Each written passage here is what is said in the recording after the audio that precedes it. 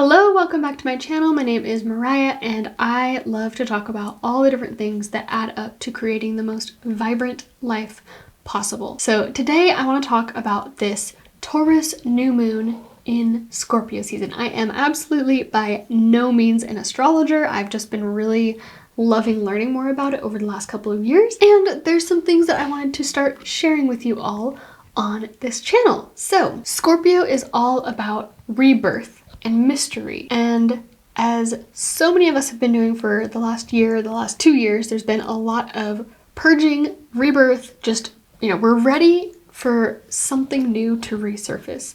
And something that I find really helpful is just being intentional on the new moon and full moon and using journal prompts to really go a lot deeper with those intentions. And so if you're totally new to astrology and you don't know anything about it, I have a few people that I would highly recommend checking out.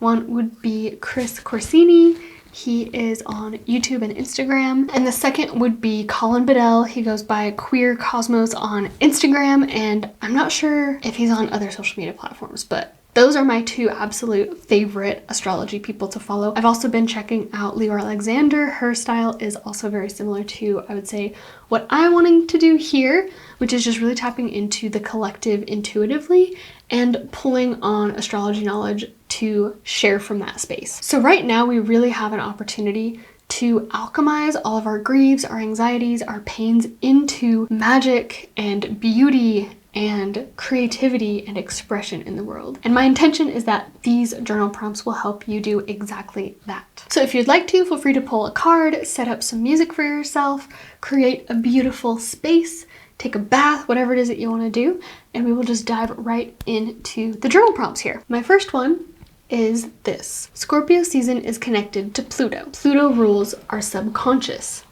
What deep-seated fears are you purging at this time? So take a second to just pause here and write that down. And you can take as much or as little time as you want.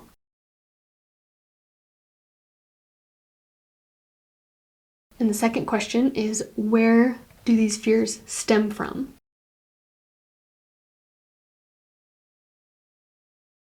The third question, which I'm sure you're already on top of, I'm sure you've already written this down, but just in case you forgot, what have you learned from these fears?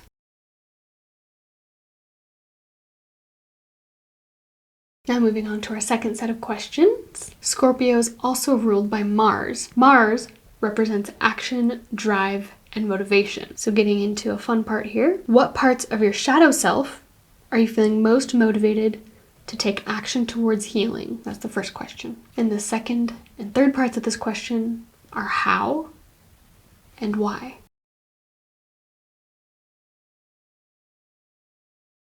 This next piece here, our third set of questions. As we already mentioned, Scorpio season invites us the opportunity to alchemize pain from the past into pleasure for the future. So what negative experiences from the past can we rewrite our story around? That's the first part.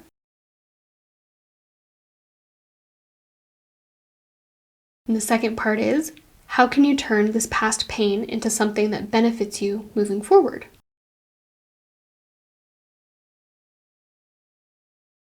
The last part of this set of questions, what did it teach you?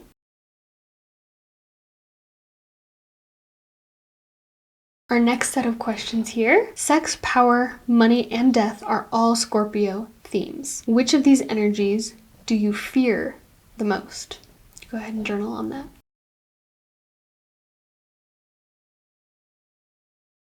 The second part of that question is why, and where does it stem from?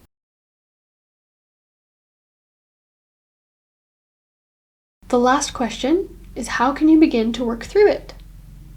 Whether that's journaling, breath work, yoga, nature walks, whatever feels good for you. Just write it down now.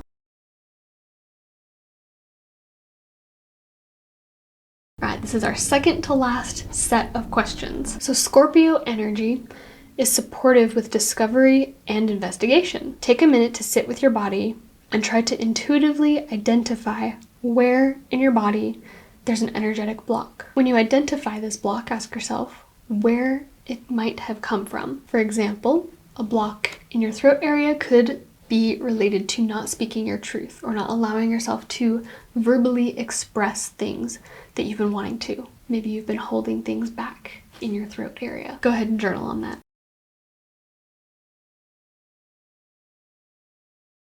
And our very last set of questions for today. Scorpio season is the perfect time to explore your shadow self and extend grace, love, acceptance, and compassion to the parts that we're told to hide away. So I want you to journal on, where do you struggle with self-acceptance?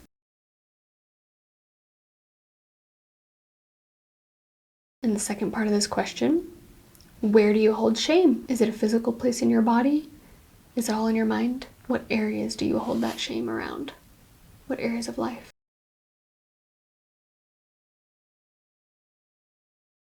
And the final question, how can you extend love to this part of you? Okay, I know that was a lot. Your hand might be tired. You know, a fun fact for the future is, especially if you're someone who struggles with really speaking and voicing your expression, could be responding to journal prompts in a voice note instead of writing it down. And that can just be a really powerful way to continue to practice using your voice and using your expression while also still allowing yourself the time to move through the thought process that journaling can allow us to do by actually seeing it in front of you on paper.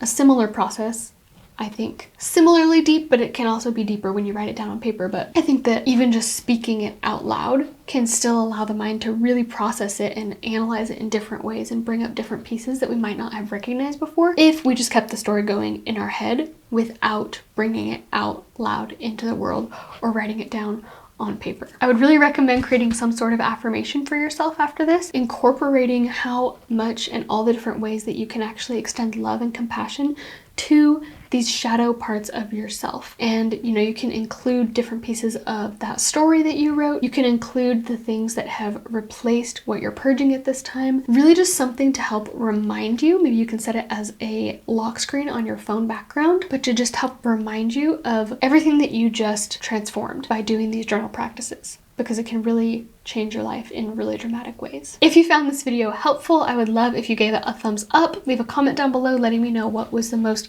helpful for you, or if you have ideas for future videos. And be sure to hit subscribe so that you can stay up to date on all of the future videos that I upload.